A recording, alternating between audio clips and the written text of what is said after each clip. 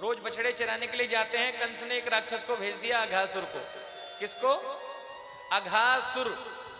अघासुर मतलब अजगर के जैसा एक बहुत बड़ा राक्षस। महाराज विशाल अजगर का रूप धारण कर रखा और ऐसा मुंह खोल करके बैठ गया रास्ते में। इतना विशाल रूप जैसे देखने में लगे बहुत बड़ी गुफा हो। एक मुंह धरती पर टिका लिया, एक मुंह को खोल करके ऐसे बैठ गया। भगवान के छोटे छोटे सखा जा रहे हैं बछड़े चराने के लिए, और जैसे ही उस अजगर को देखा, एक ग्वाल बाल कहने लगा, अरे कन्हैया देखियो कहा है। एक दूसरा ग्वाल बाल कहता है, अरे भैया हमने हमारी दादी से सुनो है वृंदावन में बड़ी सुंदर गुफा रहे हैं, ये गुफा है वृंदावन की। एक ग्वाल बाल कहने लगा, अरे भैया हमने तो सुनो है वृंदावन की गुफा में संत जन वास करें। बोले चलो दर्शन करके आएंगे। बोले चलो चलो। सब दर्शन करने के लिए महाराज आगे चल दिए। अब हुआ ये, जैसे ही दर्शन करने के लिए प्रवेश किया, अजगर ने मुंह खोल रखा है, जीभ नीचे लगा रखी है। अजगर के नीचे है जीभ, और जैसे ही ग्वाल बालों ने पैर धरा, अब जीभ होती है नरम नरम, जैसे ही जीभ पर पांव धरा, एक ग्वाल बाल कहता है, अरे भैया यह गुफा इतनी नरम नरम क्यों है? दूसरा ग्वाल बाल बोलता है, अरे भैया वृंदावन की गुफा ऐसी ही रहे, जो वृंदावन की बढ़िया गुफा रहे ना उसमें गद्दे बिछे रहे। अब छोटे छोटे ग्वाल बाल हैं, छोटे छोटे जका हैं, जैसे मन में आई बातें कर रहे हैं महाराज। थोड़ा आगे चल गए, देखा अजगर का मुंह लाल। अरे भैया ये गुफा लाल लाल क्यों है? एक ग्वाल बाल कहता है, बोले बढ़िया जो गुफा रहे ना वो लाल ही होए वो करे। आगे चल गए महाराज।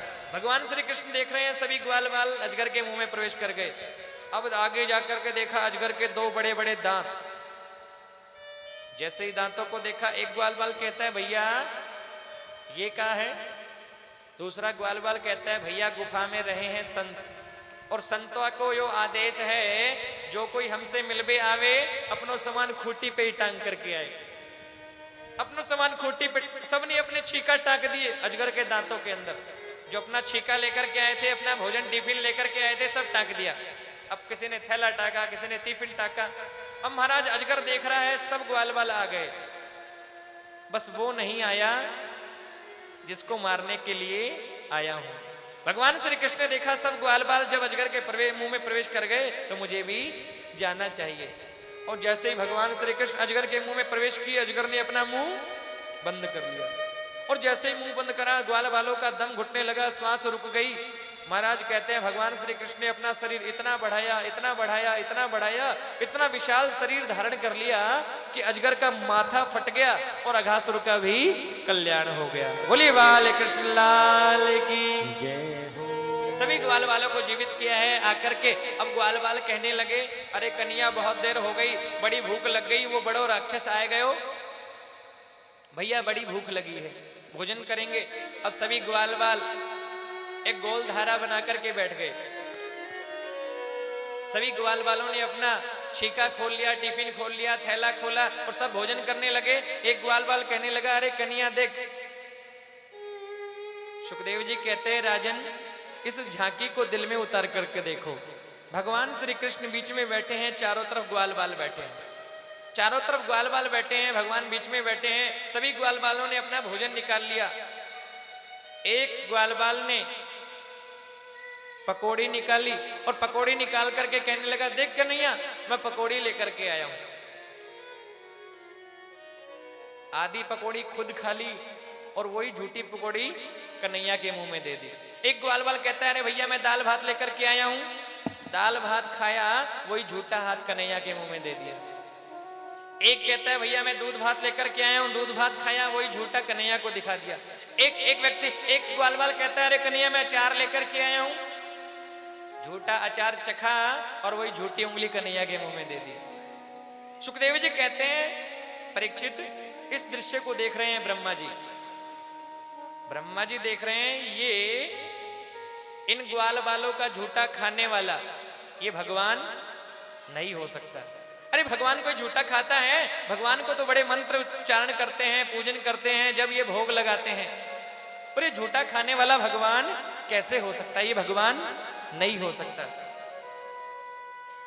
ये भगवान नहीं हो सकता। ब्रह्मा जी इस दृश्य को देख रहे हैं, बोले जाकर के परीक्षा लेता हूं।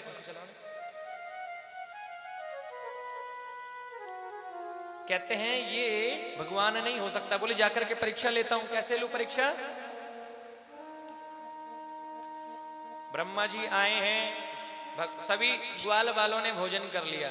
भोजन कर लिया, भगवान बछड़े लेने के लिए चले गए और ब्रह्मा जी आए और आकर के भगवान के जितने ग्वाल बाल है ना उनको हरण करके ले गए। उधर भगवान कृष्ण आकर के देखे कि ग्वाल बाल है ही नहीं। उधर ब्रह्मा जी बछड़ों को भी हरण करके ले गए और ग्वाल बालों को चुरा करके ले गए। आकर के देखा ग्वाल बाल भी नहीं, बछड़े भी नहीं। भगवान ने सोचा ये चालाकी किसने की? आंख बंद करके ध्यान किया और पता चला कि बछड़ों को ग्वाल बालों को तो ब्रह्मा जी चुरा करके ले गए। भगवान कहने लगे ओ ब्रह्मा जी चालाकी की तो हमसे, अरे तुम्हें नहीं मालूम हम भी तुम्हारे पापा जी हैं। अरे मेरा ही पुत्र ब्रह्मा और मुझसे ही चालाकी करता है, मेरे बछड़ों को ग्वाल बालों को हरण करके ले गया।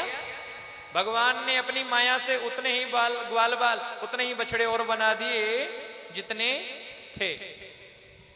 अब महाराज रोज ग्वाल बाल आते हैं, गैया चराते हैं, घर चले जाते हैं, लौट करके आ जाते हैं। बहुत समय बीत गया। ब्रह्मा जी ने सोचा कि कृष्ण रो रहा होगा, वो कृष्ण रो रहा होगा, ग्वाल बाल बछड़े वापस दे दूं।